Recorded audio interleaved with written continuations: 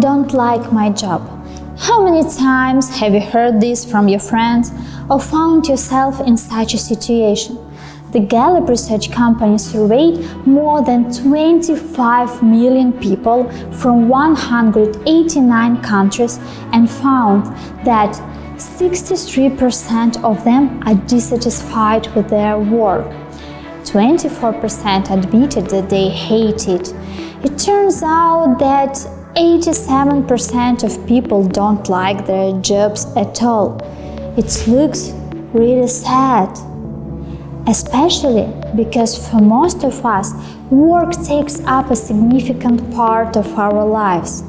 I wonder why this happens, why so many people feel negative about their work. Is work really a burden to bear by all human beings?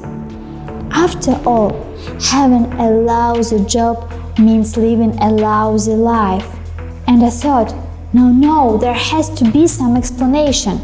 Even Engels once said that labor made a man out of an ape. Labor educates, develops, and saturates our lives. Work makes our lives comfortable and colorful. What is wrong with us? Why don't people love their jobs? All my adult life, I have loved my job. I thought I was fortunate to be among the 30% of the lucky ones. Am I special? What is the difference between me and those who hate their jobs? And I finally found the answer to this question. It happened 5 years ago. At the time, I stopped working as an employee and was just starting my independent path, working as a freelancer and receiving more and more requests from the coolest IT companies. I realized how great it is to be a professional, to be the one to find top-notch specialists for top-notch companies. I absolutely love influencing positively the development of the entire industry. The skills I acquired and the understanding of my value allowed me to derive incredible pleasure from what I do. It was at the time when I realized we get real pleasure from work at the moment we become masters of it. And this applies not only to a job. Looking at my life, I understand that I get pleasure from pretty much anything as soon as I see that I'm developing at it, and this something starts giving me a real buzz and euphoria when I become the master of it. As long as I remember myself, I've been learning English. Previously, it was a part of my education at school and college, and now I'm having lessons with a tutor. 6 months ago, I was really stressed by this learning process. I was constantly making mistakes, a lot of mistakes. I couldn't pronounce words correctly, and I used to get frustrated when I had to communicate with foreigners. But I didn't stop. The motivation to learn English, to master it, was way stronger than any obstacles. I had to force myself to get up at 7 a.m. and then go through so-called humiliation for an hour and a half twice a week, and then miraculously it turned into a wonderful pastime. I began to like my learning because I started succeeding.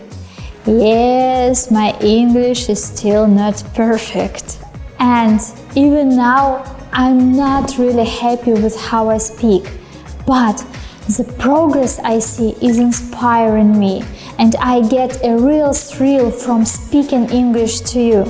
I feel that when I finally speak perfect English, I will stop speaking my mother tongue. I will speak only English. In fact, I can give you a lot of similar examples. For instance, when I was a schoolgirl, my friend got Laura Blaze for his 12th birthday. First, He was terrible at it.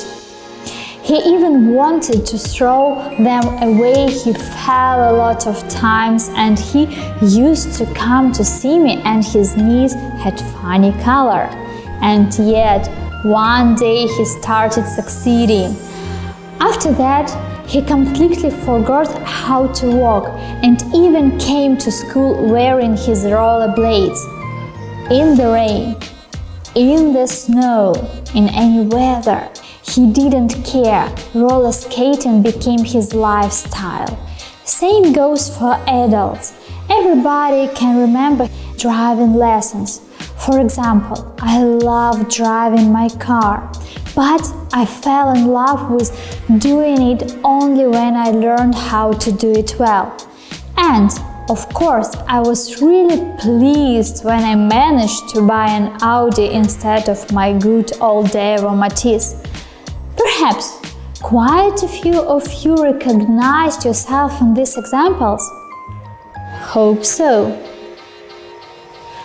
I'm often asked how I manage to stay fit, continue developing and sincerely my work. Answering this question, I say, just this: become a professional and you will enjoy the fact that you know so much benefits society and excel in something that 89% of people do not even know how to approach. It is so cool. Alas, they usually look at me with some suspicion, assuring that in their particular case, sound skills won't change anything.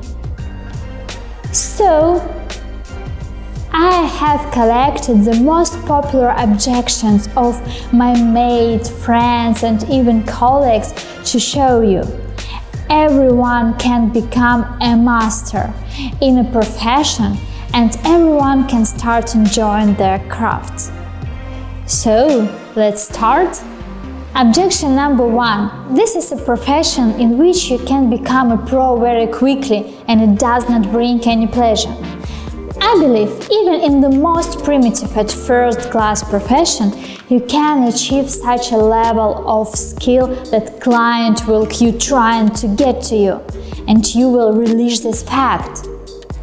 I can give you one example with the cleaning lady.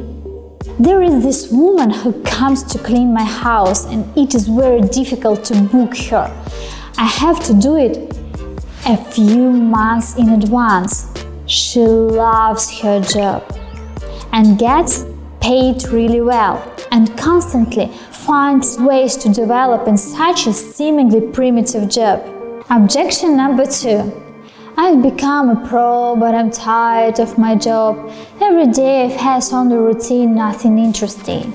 It turns out that I was mistaken in my choice of profession. And still I don't feel like I have a heart for it. So, in reality, difficulty at work does not necessarily mean a wrong career choice. This can be burnout. Burnout is often confused with the wrong choice of profession. But there is no such thing as a purpose in your life. What we call destiny is thousands of hours of work, and talent is tens of thousands of hours of work. Work is a relationship, and just like in any relationship, a crisis happens sometimes. This crisis allows you to grow. Burnout is a step forward that helps you think about what you would like to change in your profession. But it's unlikely to be about radical changes, such as a change in occupation. An example from my business. I've lost weight, my hair, and wrecked my nervous system in 4 years of leading my own business. Success is no accident. Indeed, there were periods when I wanted to give up everything, but there is no other way.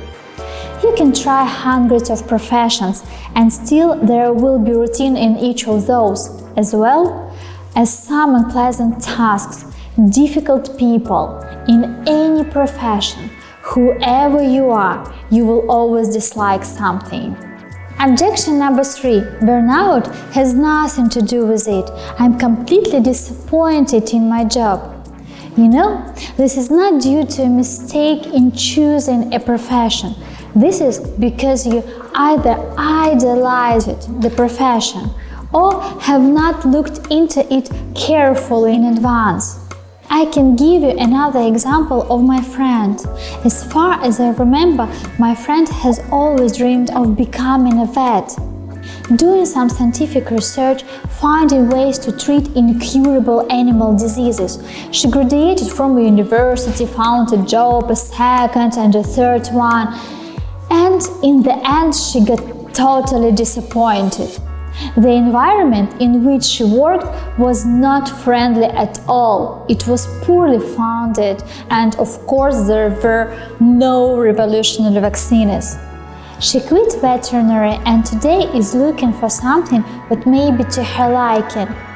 She has not found it yet. We are accustomed to idolizing everything and therefore very often suffer from Paris syndrome. This also applies to our profession. If you choose a job knowing in advance that it will not bring you happiness, it is not a reason to reject it. It is a reason to think about how you can grow professionally, still following your dream.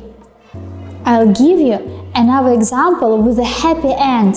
My friend wanted to become a doctor, but he understood the situation in Russian medical system and knew that there will be serious problems. A lot of doctors get very low salaries, suffer from bureaucracy and other problems. My friend did not give up his dream and found a way to make it come true, becoming a doctor in Finland. He's successful and happy, all because he did the math and figured out how to make his dream come true, avoiding disappointment. Do you remember? In the beginning, I told you about the excitement when I started driving my Audi. It turns out that loving or hating driving has nothing to do with it. Decorations are more important. You have to admit that it is always more pleasant to flow in a comfortable automobile than to bug along in an old rusty car. Objection number 4. I'm a pro, the initial data has been taken into account. I do not idolize anything, but I don't like my job. What is it, if not a mistake in choosing a profession? So, first things, you are not really a professional. I can give you one example with my friend. My friend is a marketing manager. She graduated from a university, worked hard, worked for a few companies. I met her when she had a job in sales, and she didn't like the things she was doing. One could say she hated her job. She did not quit though, did not change her profession. She just continued professional development. And today, she is the head of product in an international IT company. She loves her job now. Secondly, you have no success metrics. I can give you another example of my friend with unsuccessful Instagram business. As you can see, I have a lot of friends and a lot of examples. My friend is a housewife who once decided to sew clothes. She set up an Instagram account and started blogging. She hadn't thought of it and had not studied anything in advance. There were no sales at all. The whole business turned out to be failure, she said it to me. But what is a successful business? How could she drive her business to success? She doesn't know answers to these questions. She doesn't know what skills to develop and how to understand that her business is something that will bring satisfaction and, as a result, pleasure. Personal example. I have determined for myself that my business is successful if every month my company gets more requests, thus I understand that my business is developing. I myself develop with it and it brings me great pleasure. Thirdly, you perceive things too dramatically. I started to notice that suffering is becoming very trendy. People are used to looking for the cause of their troubles in external factors like poor management, low incomes, boring tasks. But what if you try to improve your skills? Maybe your income will be higher, and along with it your bosses will be friendlier and the tasks won't be so trivial. We're used to blaming our environment, but often we can learn how to enjoy our lives. Of course, there are stories when people are really unlucky, but you are not a slave and you can change your job or even launch something of your own. The main thing is not to think that there is something wrong with your profession. Most likely, this is not about your profession, and it is worth looking for the reasons somewhere else. And that can always be changed. In conclusion, I can say there's no perfect work around the world. The one that looks the most trivial can bring a huge amount of joy. The main thing is not to be in stagnation, to look for new ways of development, and not to make things too dramatic during a period of difficulties. Ultimately, no experience makes sense, and love for the work we do makes our lives considerably better. All you need is to become the master of your craft. And believe me, each of us still has a lot of things to learn. Making the world the way we want it to be is actually not difficult. You just have to remember that you need to make some effort to do that.